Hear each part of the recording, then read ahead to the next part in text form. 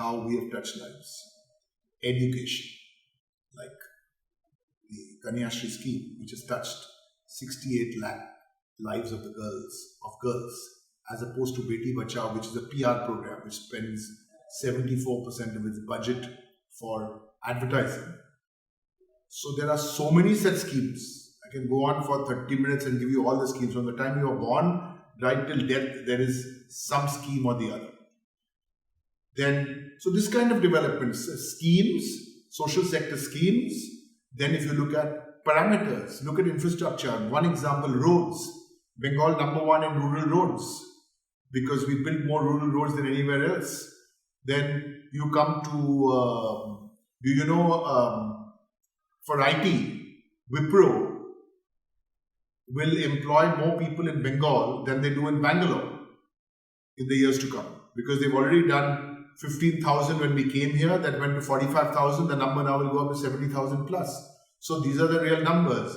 And if you talk about cement companies, all invested in Bengal, Dalmia, JSW, Imami, now Star Cement, then the Silicon Valley Hub, which is a dream project of Mamata Banerjee. So there are all these issues, and there's a lot of bad mouthing also. Ye nahi ho raha hai Bengal mein. MSME, who's #1 in MSME? Bengal is. And we didn't say this. 100 bankers got together. They calculated 63,000 crore had come in. If you extrapolate that into labor, that's 23 lakh people in the workforce.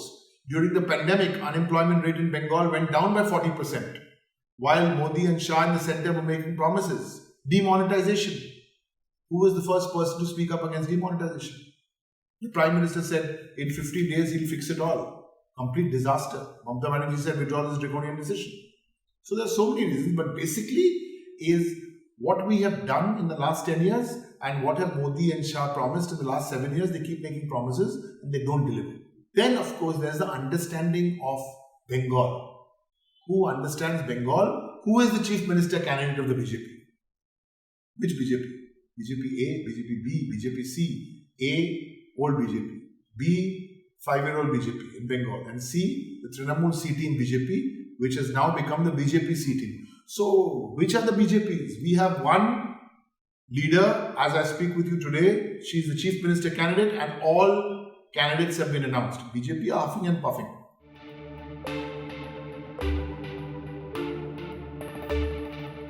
When you've been in government for 10 years, you will obviously have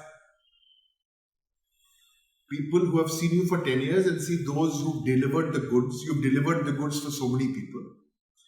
But you're up against an election machinery which, in Amit Shah's own words, सच को झूठ कर देगा और झूठ को सच through the WhatsApp groups. This is the Home Minister of India.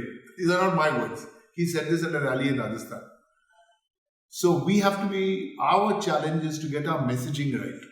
To get the messaging right, because if you go to any family in Bengal, you will find that their lives have been touched by one of the schemes which have been created by Mamata Banerjee. But we have to have the humility, and we do have the humility. And because we have that humility, that, hey, listen, we didn't do everything, that's why we had this scheme, which is the world's largest outreach program called Duare Sarkar, door to door. Saying, listen, if you haven't got your health card, or if you haven't got your scheduled caste and scheduled tribe certificate, or your Manrega paper, here is the time to get it. So the government has to be humble enough to say, we haven't done it all in the last 10 years. That's why we've come to you with this scheme. And we think this scheme has been a game changer. And I must tell you, this is the only place of real estate in the world, Bengal, which has battled a double pain. Not only did we have the pandemic, we also had the big cyclone. And the Chief Minister had to fight back from then to bring to a stage where we are today. Now, even if you look at COVID preparation, who was the first Chief Minister who said, because the states are the implementing authorities. If you look at how the central government was handling the pandemic March, April, May last year, messy. After Bengal Chief Minister and other Chief Ministers like Uddhav Thackeray and many others intervened and said, listen, states are the implementing authority, take us into confidence. Otherwise, this is Modi and Shah style, my way or highway.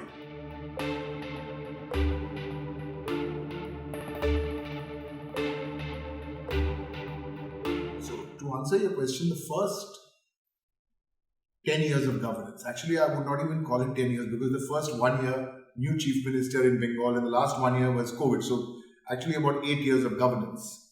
But what is the progress the state has made? Which is India's number one state for MSME? It's Bengal. Which is India's number one state for construction of rural housing? It's Bengal. Which is India's number one state for rural roads? It's Bengal. Which is India's number one state for ease of doing business? It's Bengal. Which is India's number one state for skill development? It's for Bengal.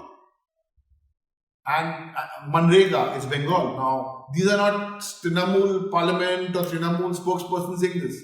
This is the progress which has been made. Plus, you look at the Jungle Mahal, 450 deaths at that time. Now, how many deaths for Maoist killings? Thankfully, 0. Have we been perfect? Have we solved everybody's problems? Of course not. But Mamata Banerjee, now as we see these opinion polls and all going on, which we see on television channels, from what I see in our own internal, with an approval rating of 55%, that's a seriously good approval rating for any two-term chief minister. She's all set to be a third-time chief minister. And this is beyond all this. Because I think this is an election. Once and for all, we need to decide what is the interpretation of the Constitution of India. Is it the Constitution of India as interpreted by our founding mothers and founding fathers in 1950? Or is this the BJP's Modi Shah's interpretation of the Constitution of India? That's what we are fighting for institutions like Parliament and the independence of the judiciary and the RBI and the other agencies. This is the big fight. The interpretation of the Constitution. Pakistan was Pakistan. We are not Pakistan. We are India.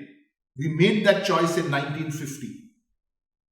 And the ideologues of the BJP, the Savarkars and the Golwalkars, they had a different idea of India.